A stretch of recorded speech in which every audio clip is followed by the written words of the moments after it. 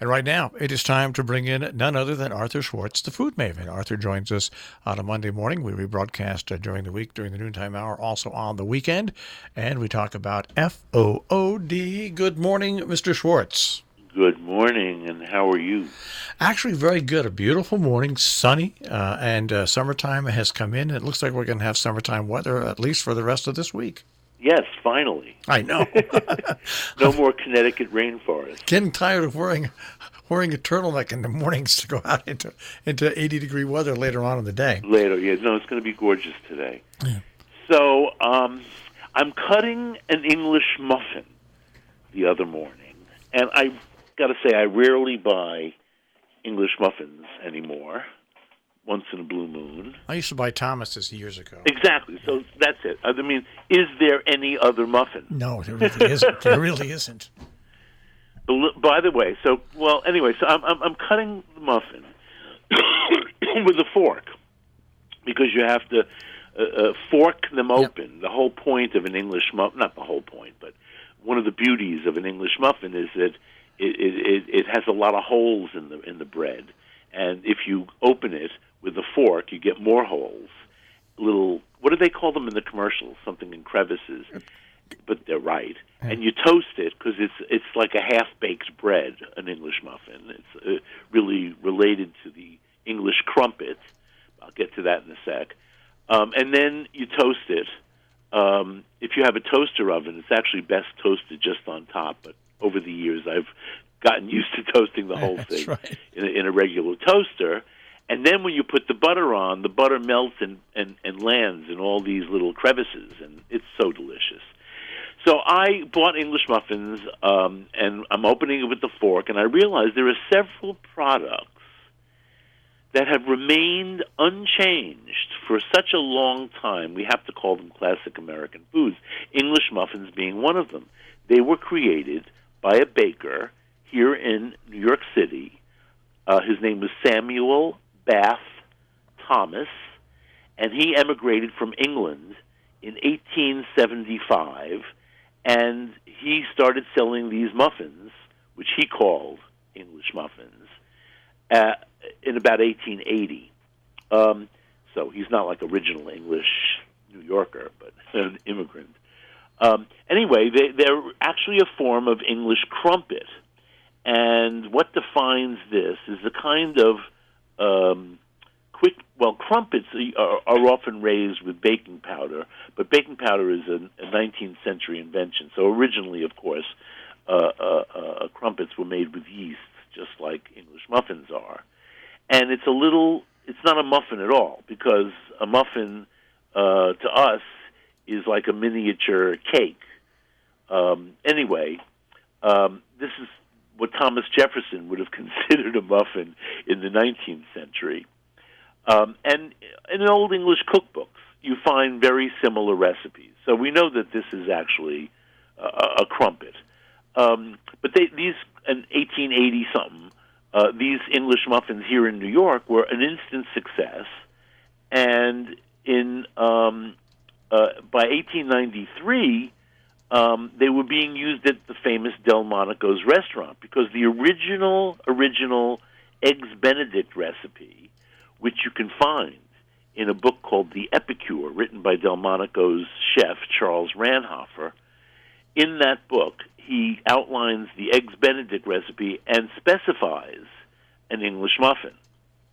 Now, about the same time as English muffins were becoming popular, a little after, but Child's restaurants, which were early a la carte restaurants, meaning you could go in and just order a dish or two dishes, and there was some faster foods because New York was already becoming a business center by the end of the 19th century. And one of their items was called butter cakes. Now, when I was writing my book, New York City Food, which is a history of New York as told through food, I found mentions of butter cakes. It took me forever to find out that butter cakes are really English muffins and a specialty of Child's restaurants. I don't think anybody in our audience actually anybody, period, was alive to remember the butter cakes at Child's. I remember Child's, so I know that there are other people who remember Child's. And by the way, every once in a while in a movie, in a Hollywood movie of the 30s or the 40s, if there's a scene in New York, you'll often see Child's as the in the background, because it was like, it was the Empire State Building. Now, if you wanted to show New York, I'm not sure what iconic building or store you would show to say, oh, yeah, that's New York. But in those days, it was Child's Restaurant. So English Muffins seem to me to remain unchanged, even though the company has had a lot of product expansion. And you go to the supermarket now, and you find that English Muffins come in I don't know how many different flavors, so to speak. I've tried the whole wheat English Muffins. It's not the same thing. I think I tried one that was sweetened with honey. I don't want that. I want a plain old white English muffin. Now, interesting sidebar here.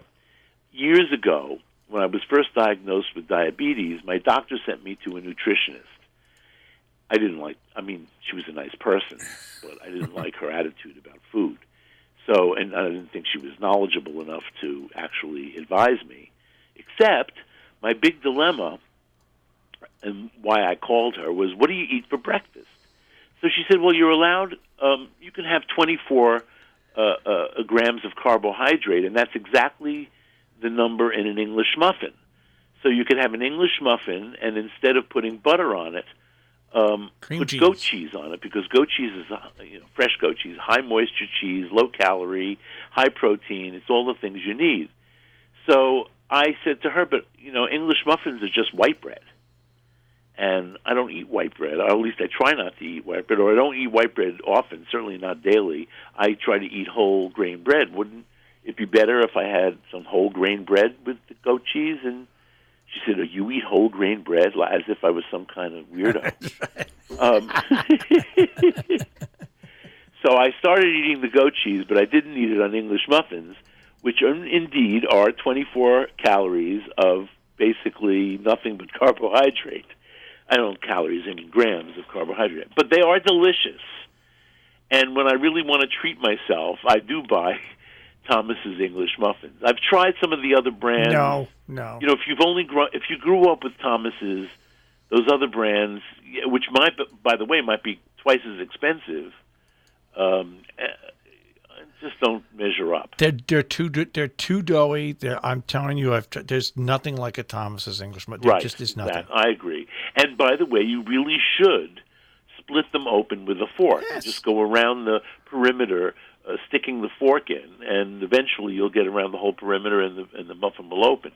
If you use a knife, you don't get as many of those crevices as you would like. I love it. So the other product and by the way, this is, so how many years is this? 1880s? So this is a 140-year-old product. Not bad.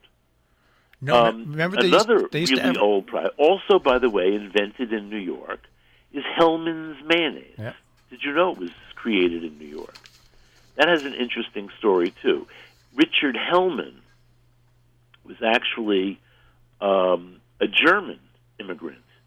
By the way, even though Hellmann is frequently a Jewish name, in this case it's with two N's, and he was not Jewish. Yes. And he came to New York from Germany in about 1903, and he opened a delicatessen on the Upper West Side. Actually, we know the address, 490 Columbus Avenue.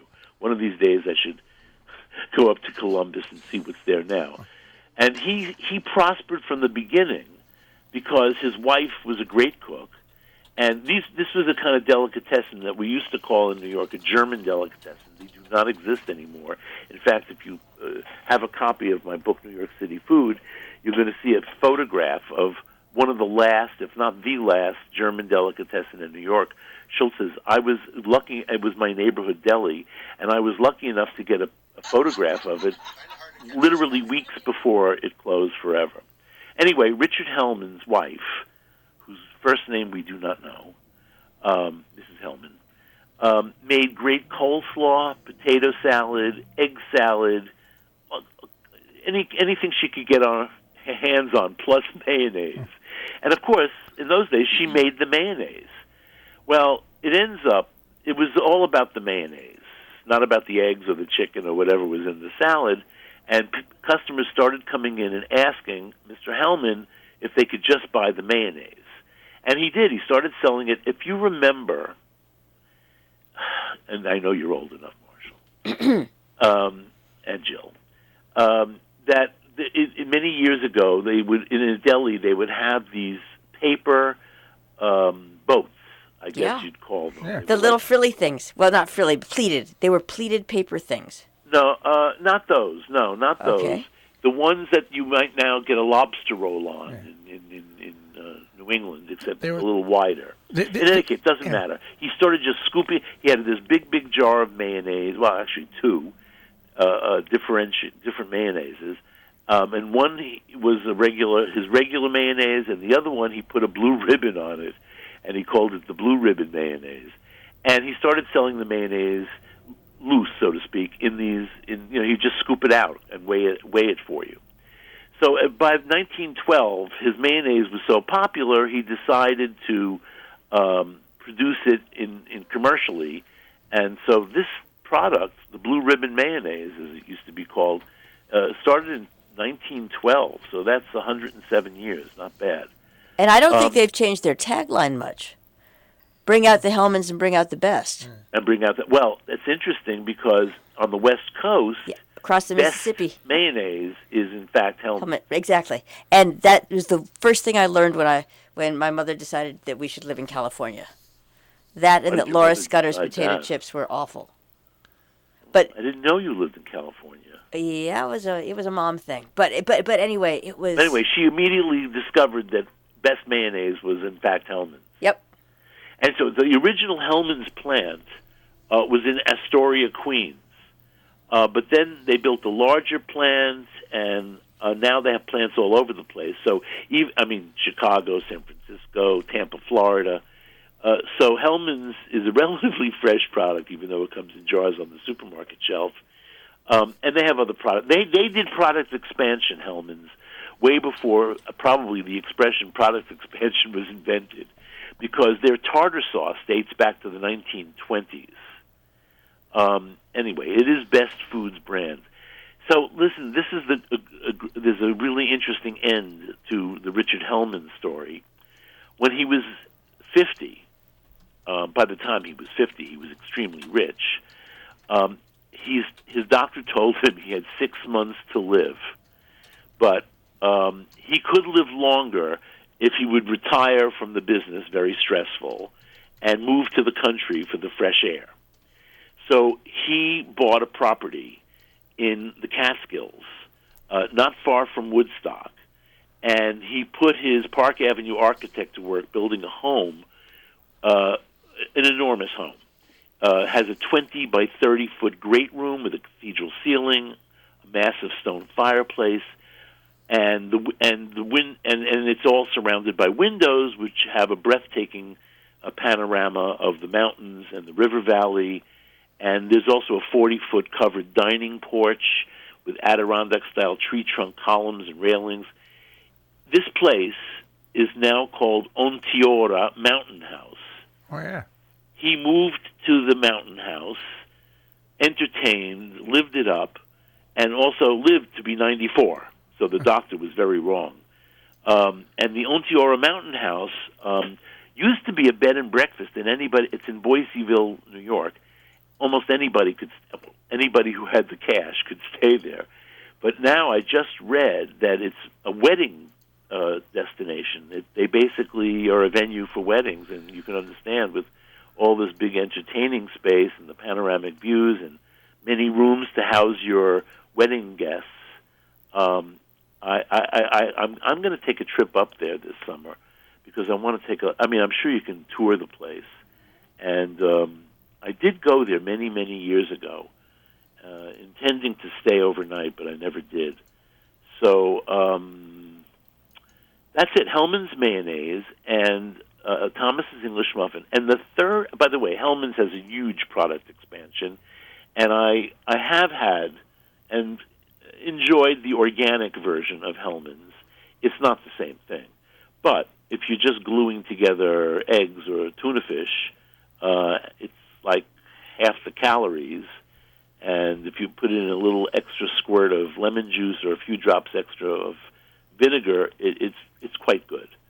And then there are other Hellmann's products. A million. By the way, I said there are a million English muffins, and the same thing with Hellmann's. And now my other product that has remained unchanged for over 100 years is Heinz Ketchup, which was created by the H.J. Well, it actually was not created by the H.J. Heinz Company. It was created by Mr. Heinz, who was in business with somebody else at first. And it was first introduced in 1876. So that's been around for a very, very long time. And their product expansion is super confusing, I think, because besides, and if you go online, you can see all the products they have. The problem is there are nuances. So I gotta say, about at least a year ago, Bob and I decided to try the organic Heinz ketchup, and we bought a bottle of regular classic Heinz ketchup and the organic, and blind tasted it and decided that we liked the organic better.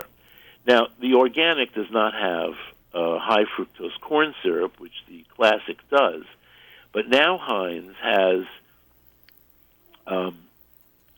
many products that do not have that sugar. They even have a no sugar added Heinz. I haven't tried any of these.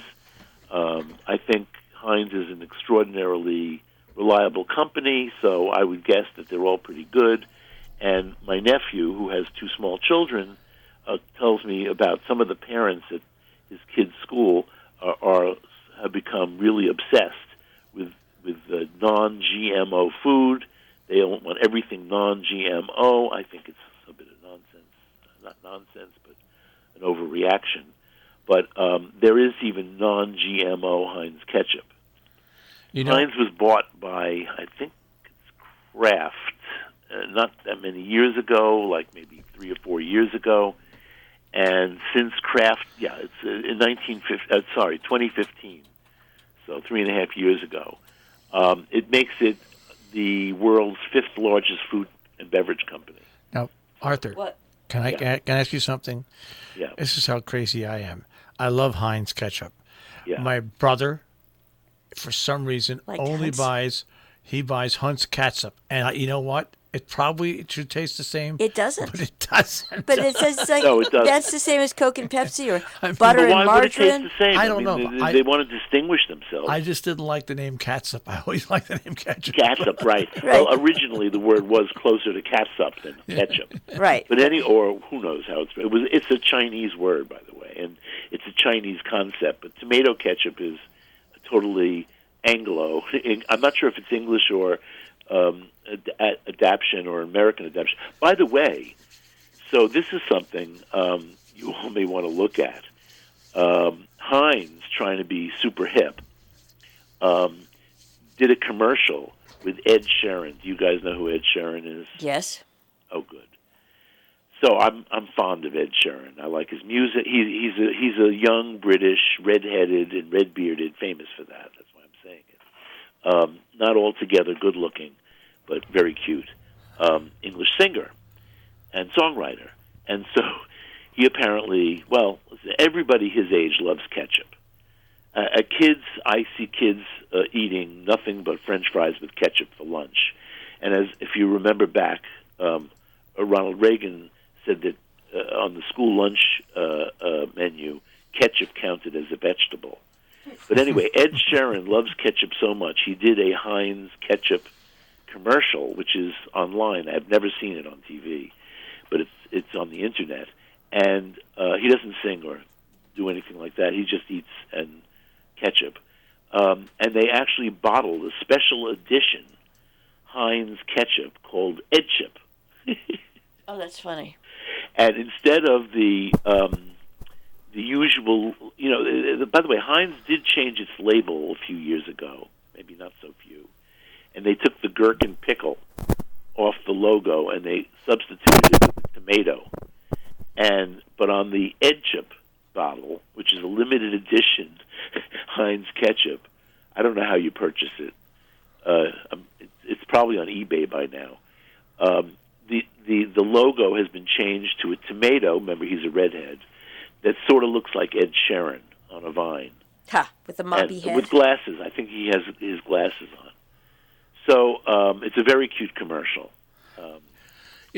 It's funny you talk about ketchup. I'm so protective of Jill and I don't know if she remembers this. We went to a restaurant that brought in a new chef years ago and ordered a hamburger and french fries, and Jill ordered them.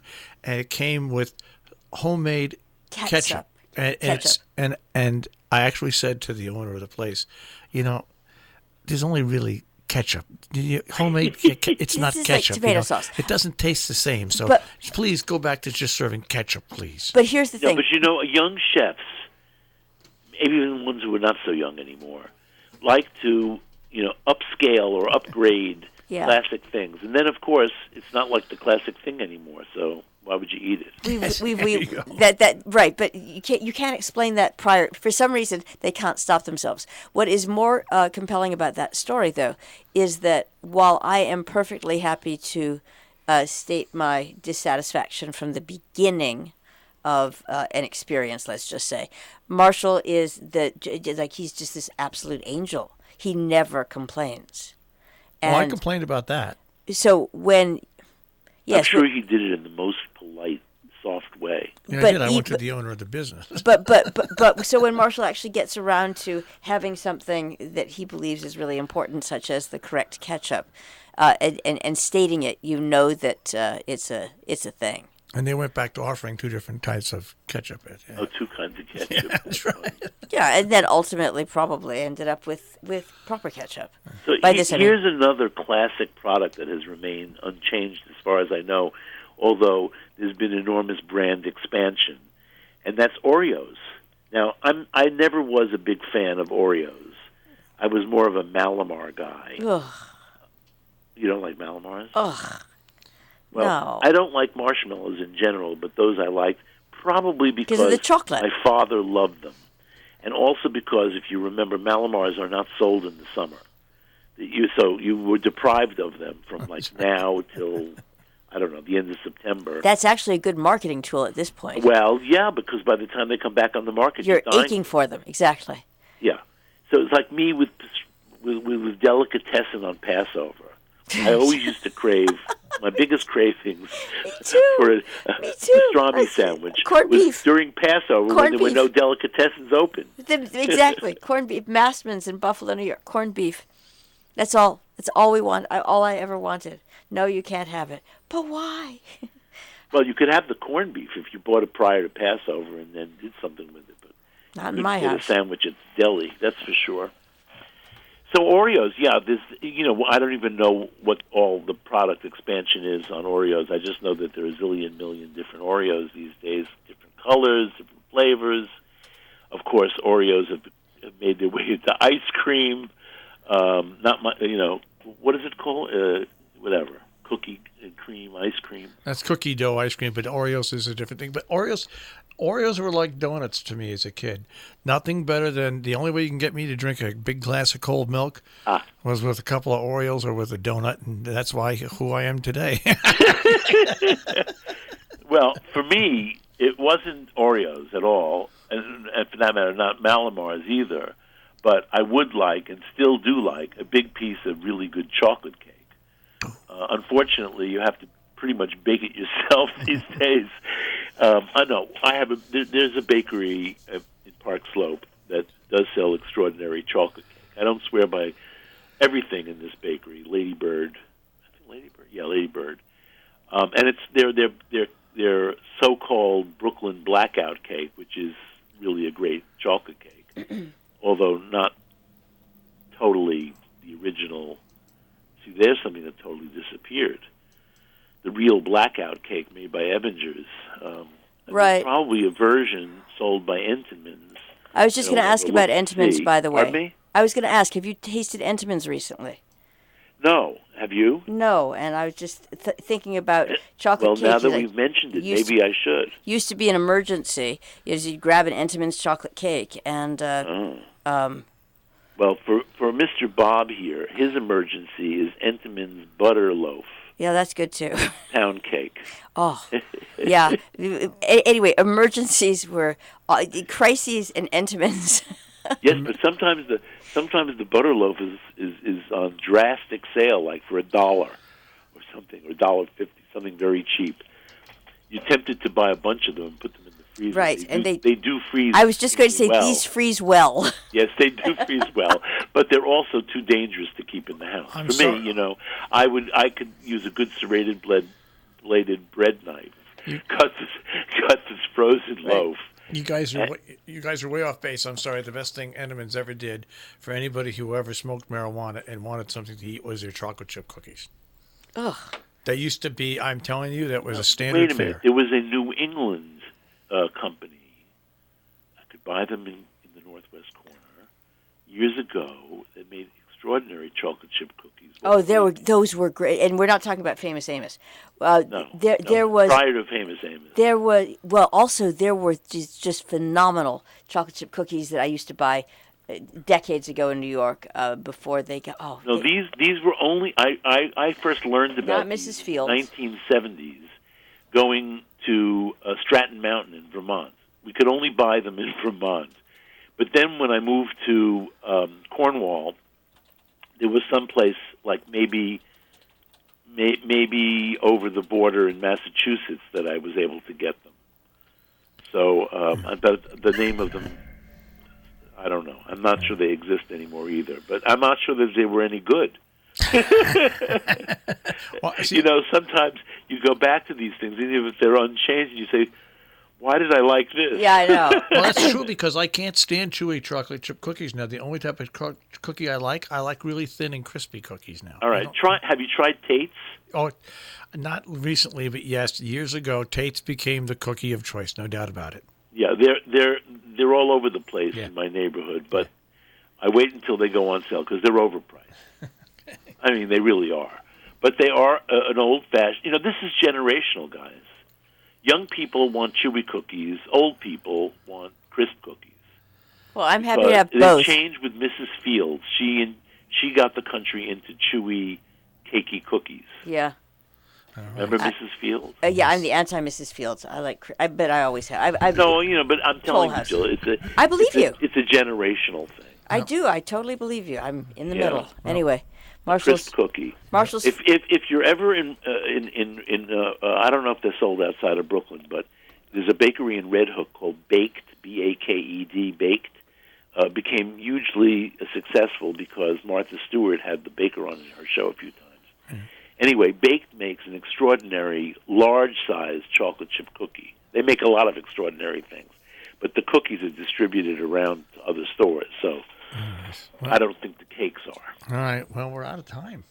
Oh, yeah, well, I see that. So let's say not for good, just until next week. All right. Everybody have a great week. It's going to be beautiful. All right, Arthur. Thank you. Bye. Arthur Schwartz, the food maven here on Robin Hood Radio. And you'll find him, of course, on demand, robinhoodradio.com. Click on demand. Click on Arthur Schwartz, the food maven. Underwriting support for Arthur Schwartz, the food maven, John Andrews Restaurant on the Hillsdale Road in South Egremont, 413-528-3467. On the web, jarestaurant.com. Rubiners Cheesemongers and Grocers on Main Street in Great Barrington, 413-528-0488, rubiners.com. Hillsdale Home Chef with 2 beautiful teaching classes, and they've got classes to go in those cooking rooms. More information, 518-325-7000, hgshomechef.com. And Haven Cafe in Lenox, Massachusetts, offering quality food and excellent service. Also, they feature catering, supporting local organic farmers, environmentally conscious, and epicurious distributors. HavenCafeBakery.com.